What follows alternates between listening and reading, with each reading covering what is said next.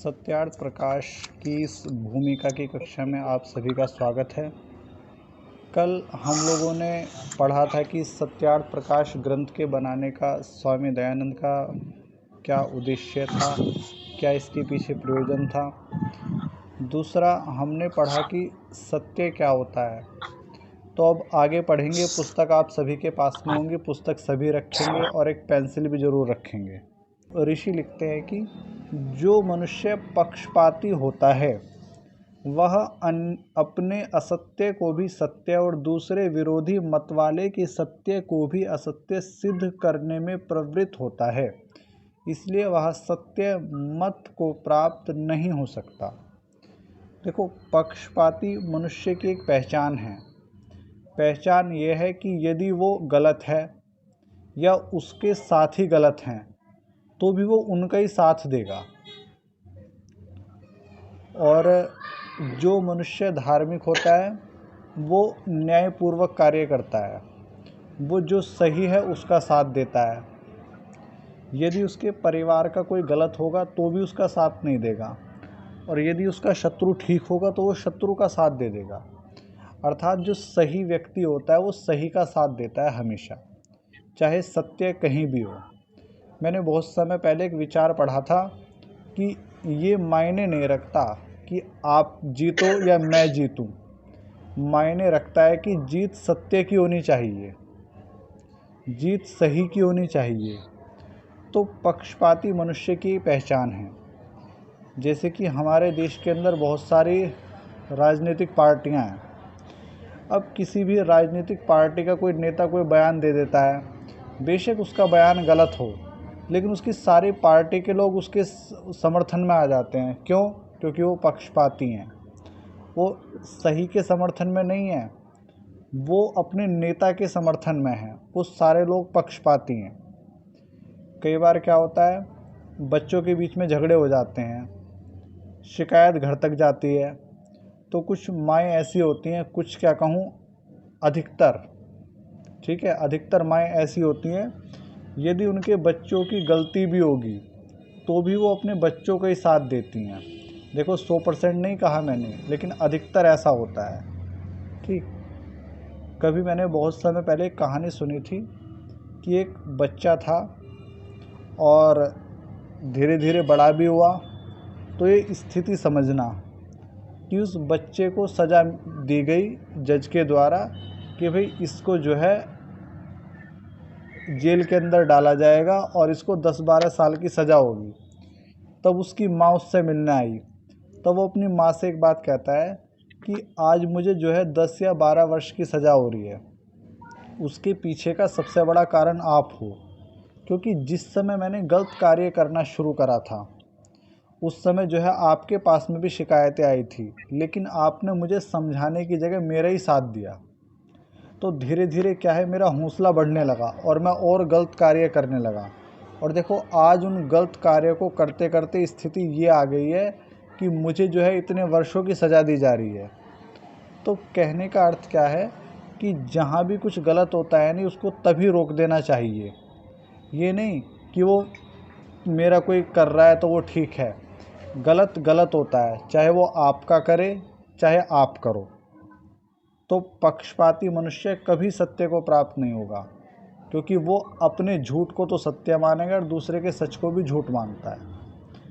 आगे ऋषि लिखते हैं कि इसलिए विद्वान आप्तों का यही मुख्य काम है कि उपदेश व लेख द्वारा सब मनुष्यों के सामने सत्य असत्य का स्वरूप समर्पित कर दें। पश्चात वे स्वयं अपना हित अहित समझकर सत्यार्थ का ग्रहण और मिथ्यार्थ का परित्याग करके सदा आनंद में रहें। यानी देखो कितनी बढ़िया बात लिखी है कि जो सच में विद्वान होगा, ये मेरी बात समझना, ये ऋषि दयानंद की बात समझना। ऋषि लिखते हैं कि सच्चा विद्वान और सच्चा आप्त मनुष्य वही है जो उपदेश देता है, जो ग्रंथ लिखेगा और उस ग्रंथ में, उस उपदेश में लोगों को बता देता है सही क्या है गलत क्या है। और जो बुद्धिमान मनुष्य होता है वो अपने हित की सोच के सही का ग्रहण कर लेता है, असत्य को छोड़ देता है। विद्वान का लक्षण ये नहीं है कि वो झगड़ा करे किसी से, विद्वान का लक्षण ये भी नहीं होता कि वो अपनी बात को किसी के ऊपर थोपे। सच्चा विद्वान वही होता है जो सही है उसको बता दे कि भैया ये सही है, और जो गलत है उसको भी बता दे कि ये गलत है। और परमात्मा ने भी सृष्टि के प्रारंभ में यही किया। वेद के अंदर मंत्र आता है, दृष्ट्वा रूपे व्याकरोत् सत्य नृते प्रजापतिः अश्रद्धाम अनृते दधा श्रद्धाम सत्य प्रजापतिः। कि परमात्मा ने सृष्टि के प्रारंभ में ही सत्य और असत्य दोनों के स्वरूप को अलग कर दिया और मनुष्य के लिए उपदेश दिया कि तू सही का साथ देना, तू सत्य की तरफ जाना, और जो झूठ है उसकी तरफ मत जाना। और यही कार्य परमात्मा को मानने वाले विद्वान करते हैं। वो भी सही और गलत को आपको बतलाते हैं, और फिर आपको निर्णय करना है कि आपको सही चुनना है या गलत चुनना है, क्योंकि जो चुनाव आप करोगे उसका फल भी आपको वैसा ही मिलेगा।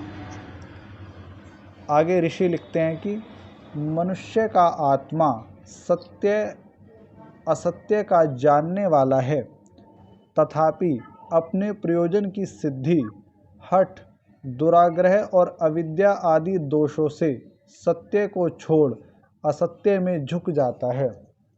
इस पंक्ति को जो है पेंसिल से जो है इसको मतलब वो कर लेंगे, ब्रैकेट में डाल लेंगे।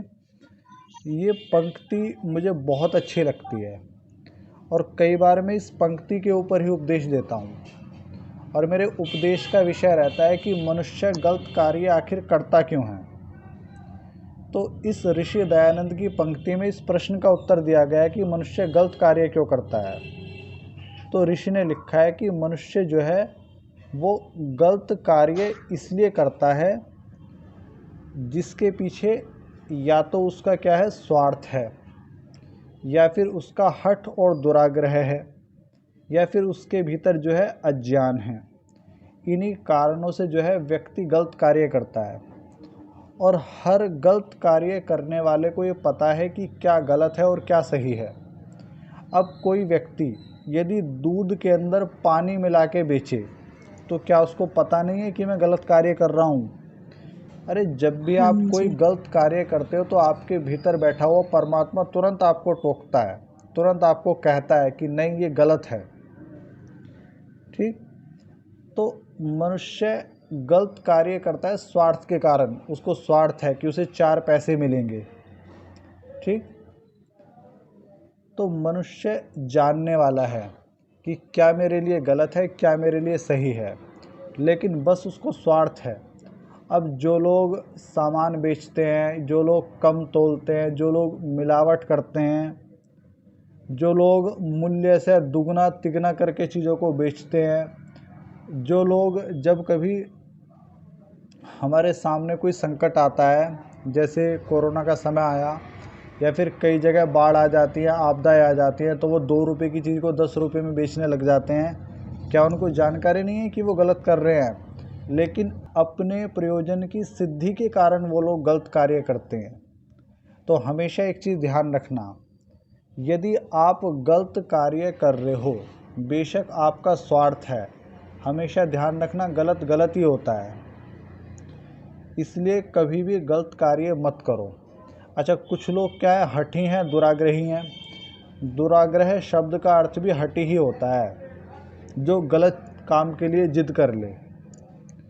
तो हमने देखा है कि हमारे घर परिवार में भी ऐसे बूढ़े होंगे जिनकी बात बेशक गलत हो, लेकिन उनके अंदर ये एक अकड़ रहती है कि मैं कह रहा हूँ तो ठीक है। तो जो लोग हठ के कारण गलत कार्य कर रहे हैं वो भी गलती है। और तीसरा क्या है, अज्ञान। अज्ञान के कारण तो न जाने कितने गलत कार्य होते हैं, हम लोगों को सही ज्ञान ही नहीं है। ठीक, तो मनुष्य जानता तो है क्या गलत है क्या सही है, लेकिन इन 3 कारणों से, पहला अपने प्रयोजन की सिद्धि, दूसरा हठ और दुराग्रह, और तीसरा अविद्या, इनके कारण मनुष्य गलत कार्य करता है। इसलिए एक तो मनुष्य को जिद्दी नहीं होना चाहिए। जो लोग कहते हैं ना कि हम कट्टर हैं, चाहे वो कट्टर मुस्लिम है, चाहे वो कट्टर आर्य समाजी है, चाहे वो कट्टर सनातनी है, चाहे वो कट्टर हिंदू है, तो मेरी एक बात हमेशा ध्यान रखना, कट्टरता तो किसी भी चीज़ में अच्छी नहीं है। ऋषि दयानंद भी जब इस रास्ते पर चले तो एक समय उनके जीवन में ऐसा आया कि वो वेदांत को मानने लगे। ऐसे लोगों की संगत में वो गए कि वो कहने लगे कि अहम ब्रह्मास्मि। अब यदि ऋषि दयानंद कट्टर होते तो वेदांती ही रह जाते, लेकिन नहीं, उन्होंने अपने दिमाग को हमेशा खुला रखा। एक समय ऐसा आया, ऋषि दयानंद ने जो है शैव की तरफ से शास्त्रार्थ किया, वैष्णवों को हरा दिया, हाथियों के गले में रुद्राक्ष की माला पड़ने लगी। व्यक्तियों की तो आप छोड़िएगा, लेकिन बाद में उन्होंने जो शैव है ये जो वर्तमान में प्रचलित है उसका भी खंडन करा है। ऋषि ने वेदांतियों का भी खंडन करा है। तो ऋषि दयानंद कट्टर नहीं है। ऋषि दयानंद का सबसे प्रिय सिद्धांत यह है कि सत्य के ग्रहण और असत्य के त्यागने में हमेशा तत्पर रहना चाहिए। जहाँ सत्य मिल जाए तुरंत स्वीकार कर लो, और जहाँ पता लग जाए कि ये गलत है उसको तुरंत छोड़ दो। तो इसलिए मनुष्य को दुराग्रही और हठी भी नहीं रहना है, उसे अपने आप को थोड़ा खुला रखना है। और तीसरा क्या है? अज्ञान। अज्ञान तो देखो सब रोगों की जड़ है, तो अपने ज्ञान की वृद्धि करनी है, विद्वानों का संग करना है, शास्त्रों को जानना है। तो मनुष्य सत्य और असत्य को जाने हमेशा, और सत्य का ग्रहण करे। आगे ऋषि लिखते हैं कि परंतु इस ग्रंथ में ऐसी बात नहीं रखी और न किसी का मन दुखाना व किसी की हानि पर तात्पर्य है, किंतु जिससे मनुष्य जाति की उन्नति और उपकार हो। सत्य असत्य को मनुष्य लोग जानकर सत्य का ग्रहण और असत्य का परित्याग करें, क्योंकि सत्य उपदेश के बिना कोई मनुष्य जाति की उन्नति का कारण नहीं। इस पंक्ति को भी पेंसिल से वो कर लेंगे, सत्य उपदेश के बिना अन्य कोई भी मनुष्य जाति की उन्नति का कारण नहीं है। मैं कहता हूँ इतने सुंदर सुंदर वाक्य हैं, इनको तो घर की दीवारों पे लिखवा लेना चाहिए, या पोस्टर बना के फ्लैक्स बना के छपवा लेना चाहिए, ठीक, या खुद व्हाट्सएप पे लिख के दूसरों के पास में भेजना चाहिए। तो ऋषि दयानंद ये कहते हैं कि भाई जो ये सत्यार्थ प्रकाश आप लोगों के सामने रखी है, इसका उद्देश्य किसी का मन दुखाना नहीं है, क्योंकि देखो इसके अंदर मुस्लिमों के बारे में भी है, इसके अंदर ईसाई और बौद्ध के बारे में भी है, सिखों के बारे में भी लिखा है, जो शैव शाक्त वैष्णव आदि जो मत हैं उनके बारे में भी लिखा है। लेकिन लिखने का उद्देश्य उनके अनुयायियों का दिल दुखाना नहीं है, केवल इसलिए लिखा है ताकि मनुष्य सही और गलत को जान ले, ताकि मनुष्य को पता चल जाए कि क्या सही है क्या गलत है। क्योंकि सत्य के बिना दूसरा कुछ ऐसा नहीं है जिससे मनुष्य की उन्नति हो सके। केवल एक सत्य ही ऐसा है जो मनुष्य की उन्नति में सहायक है।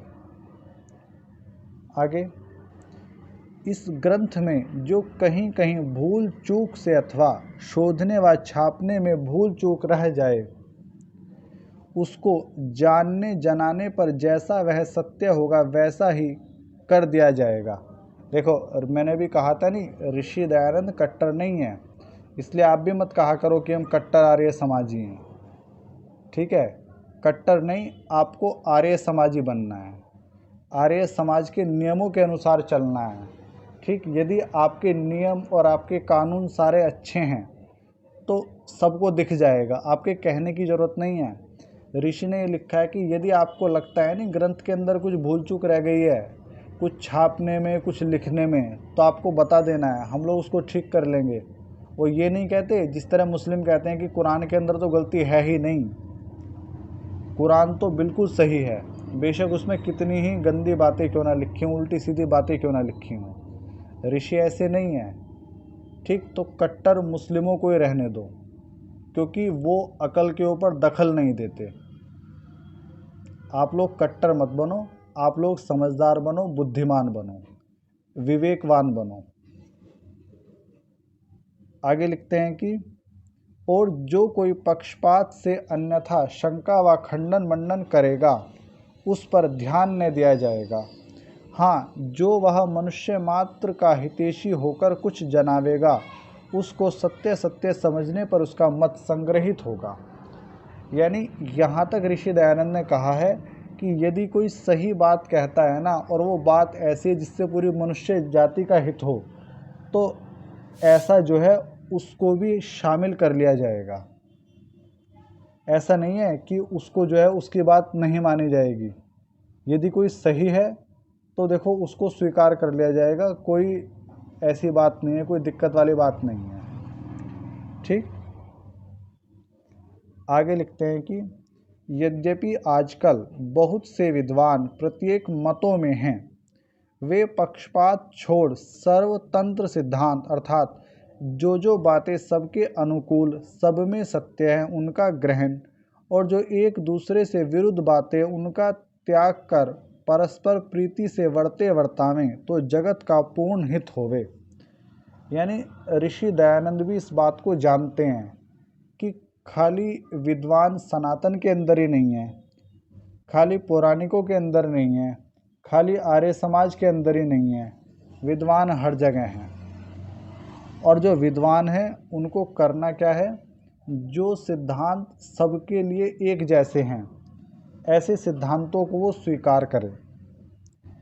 क्योंकि जब हम लोग एक मत होकर चलेंगे ना तो हमारे देश का और इस धरती का कल्याण होगा।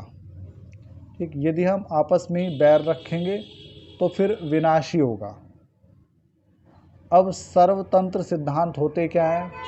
देखो, कुछ ऐसे सिद्धांत हैं जो सबके लिए ठीक हैं, सबके मत में ठीक हैं। अब आप किसी मुस्लिम के पास में जाओ और आप उससे कहो कि भाई चोरी करना ठीक है या गलत है, तो बेशक वो चोरी भी करते हों लेकिन वो क्या कहेंगे कि चोरी करना जो है गलत है। आप किसी सिख के पास में जाओ, किसी हिंदू के पास में जाओ, किसी जैन के पास में जाओ, उससे पूछो क्या चोरी करना ठीक है या गलत है, तो वो गलत कहेगा। यानी ऐसे सिद्धांत जो सबके मत में एक जैसे हैं, जिस पे सब एक मत हैं, उनको कहते हैं सर्वतंत्र सिद्धांत।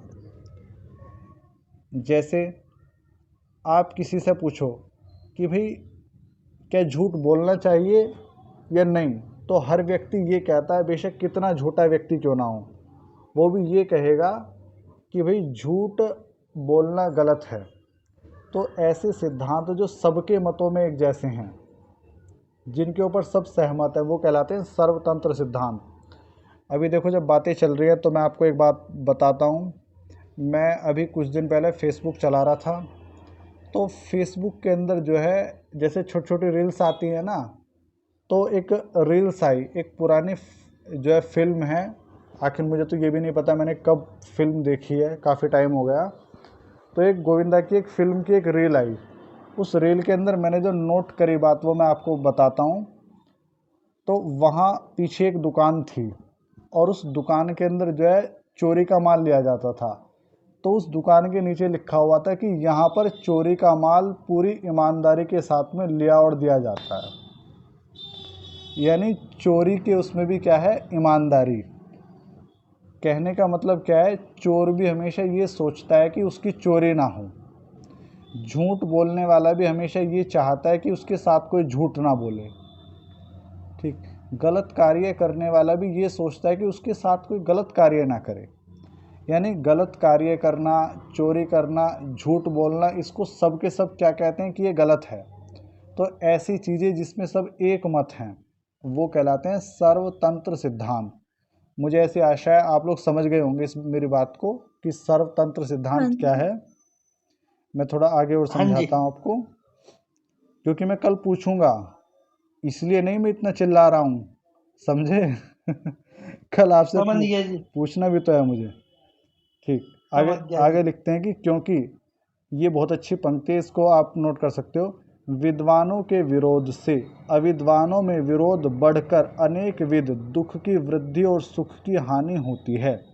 इस हानि ने जो कि स्वार्थी मनुष्यों को प्रिय है, सब मनुष्यों को दुख सागर में डुबो दिया है। देखो, जो अविद्वान हैं उनको तो क्या पता, झगड़ा तो विद्वानों के कारण होता है।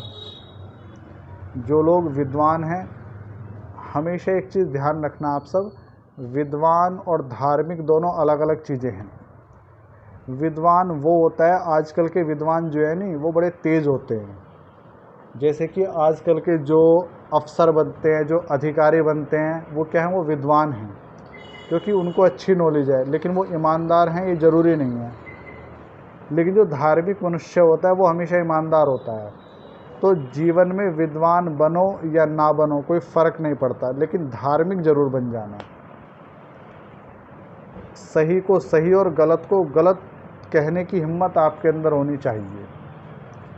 ठीक, तो संसार में जितना अधिक ये अहित हो रहा है ना, इसके पीछे यदि आप गहराई से जाओगे तो आपको दिखाई देगा कि इसका कारण है विद्वानों का विरोध, और जिसके कारण अविद्वान जो है नहीं आपस में भिड़ जाते हैं।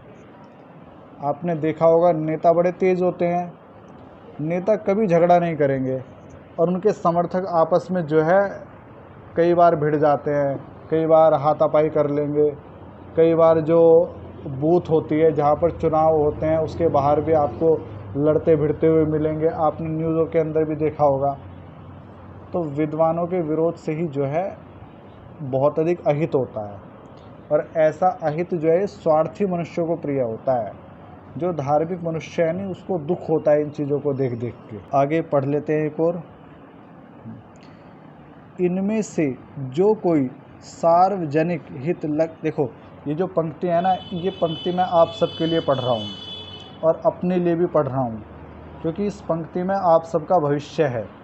जो धर्म का कार्य करना चाहेगा, जो ना करना चाहे उसके लिए कोई नहीं, लेकिन जो धर्म के मार्ग पे चलेगा उसकी समस्या क्या होगी। सत्यार्थ प्रकाश में देखो सब कुछ सत्य ही है। ऋषि लिखते हैं कि जो कोई सार्वजनिक हित लक्ष्य में प्रवृत्त होता है, यानी जो मनुष्य चाहता है सबका भला करना, जो मनुष्य चाहता है सबका हित करना, और वो ऐसा सोच के जो है नहीं चल पड़ता है, तो उसके साथ होता क्या है। लिखते हैं कि उससे स्वार्थी लोग विरोध करने में तत्पर होकर अनेक प्रकार विघ्न करते हैं। तो समझ लो जब भी आप सत्य के मार्ग में आगे बढ़ोगे आपका विरोध होगा ही होगा। ये तो आपके ऋषि ने आपको जो है लगभग 150-125 साल पहले ही बता दी थी ये बात, कि भाई यदि आप उस मार्ग में चलोगे जो ऋषि दयानंद का है, तो समझ लेना आपके परिवार वाले भी आपका विरोध करेंगे, आपके बाहर वाले भी आपका विरोध करेंगे, लेकिन उस विरोध से रुकना नहीं है। होगा क्या, परंतु सत्यमेव जयति ना नृतम सत्येन पंथा विततो देवयानः, अर्थात सर्वथा सत्य का विजय और असत्य का पराजय, और सत्य ही से विद्वानों का मार्ग विस्तृत होता है। इस दृढ़ निश्चय के आलम्बन से आप्त लोग परोपकार करने से उदासीन होकर कभी सत्यार्थ प्रकाश करने से नहीं हटते। मैं हमेशा आप सबसे ये बात कहता हूँ कि हमसे जो हो जाए हम लोग करेंगे, क्योंकि हमारे ऋषि दयानंद ने ये बात हमको पहले ही बता दी कि भाई जब भी आप सत्य को हाथ में लेकर चलोगे, सत्य की जो मशाल है, तो आपका विरोध होना ही होना है। लेकिन हमेशा ध्यान रखना सत्य में जयती की हमेशा जीत सत्य की होती है। और यदि आप सही के मार्ग पर ना चलो तो फिर करोगे क्या, बताओ। अब किसी ने पूछा कि यदि परमात्मा सृष्टि को ना बनाए तो क्या, तो अगले ने कहा कि यदि परमात्मा सृष्टि को ना बनाए तो करेगा क्या, क्योंकि सृष्टि को बनाना उसका स्वभाव है। तो यदि आप लोगों के अंदर कहीं ना कहीं इस देश के लिए, धर्म के लिए पीड़ा है और आप लोग कार्य नहीं कर रहे हो, तो फिर आप करोगे क्या। फिर चोरी करना आपके बस की नहीं है, झूठ बोलना आपके बस की नहीं है, दूसरों का अधिकार छीनना आपके बस की नहीं है, क्योंकि परमात्मा ने ऐसा स्वभाव ही नहीं दिया आप लोगों को। और जो स्वभाव आप लोगों को दिया है सही के मार्ग पे चलने का, यदि आप उस पर नहीं चलते तो बोलो करोगे क्या, है नरेंद्र जी, क्या करेंगे। दूसरी चीज़ आती नहीं, इस पे हम लोग नहीं चल पाएंगे यदि, तो हमारा तो कहीं भी कुछ मार्ग ही नहीं है। धर्म के मार्ग पे ही चलेंगे। तो पाठ को तो यहीं विराम देते